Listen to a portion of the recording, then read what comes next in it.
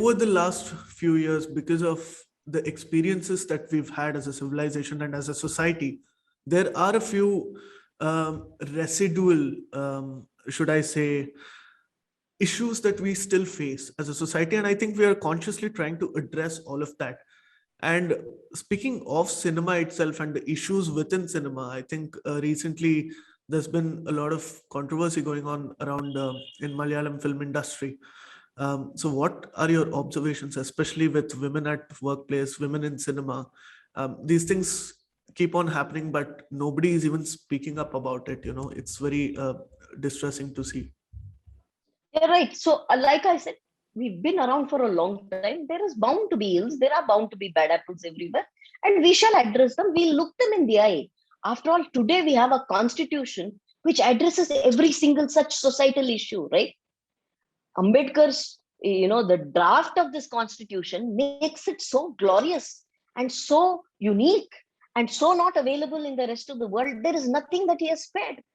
So every single issue is addressed. It's how you cull out what is relevant to you. So when you speak of harassment and harassment at workplace, I think in the last 75 years, women have begun to get educated the Western way.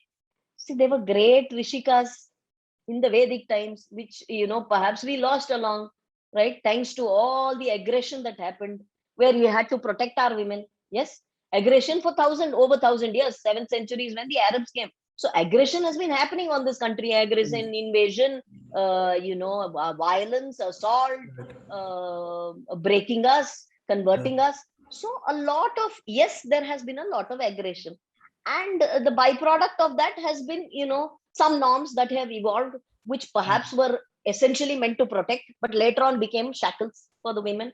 Yes. So these bondages have to break, and the woman has to be free enough to go and work, just as a man does in today's society, in the IT-BT world. So cinema is no different. Cinema has also evolved in 60, 70 years. I often speak about this. I don't know how many people say it. You see, there was a legislation in the 40s which debarred Devadasis from dancing in the temples. Yes, in hindsight, that was perhaps the biggest disservice done to a community of art practitioners. Yes, again, misled by the British, saying, these are all women that are corrupting the society and all of that, right? There may have been bad apples there too, but these were women who had held on to the treasure of Indian art, music, drama, of dance, the greatest Devadasis that they were, as they were called. I hate to use that word, however, hereditary artists, if you may call that. So these were people who held that art with, to their heart, and suddenly they were thrown out of temples, left out of work. They had nowhere to go. And perhaps, I don't know, when I look back at my own history of cinema, they were the first ones to come into cinema. The average woman from society would not become an actress.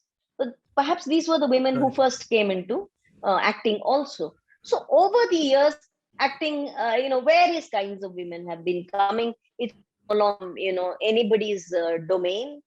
Every single today, any girl I tell to who's the lead actor, ma'am, I just finished my engineering, studied medicine, didn't like doing it, I came to that. I myself, I'm a lawyer, but I became an actress. So yes, today the work culture is far more professional. I think earlier I remember there was no limit on time. Whenever the director said go home, everybody went home. Today it's not so. There are, and then, the better conditions, working conditions and all of that. There is a caravan. Earlier we didn't have bathrooms. Yeah, you can ask any actor. Some 20 years ago, if you were shooting on a hillock, you had to wait till the evening.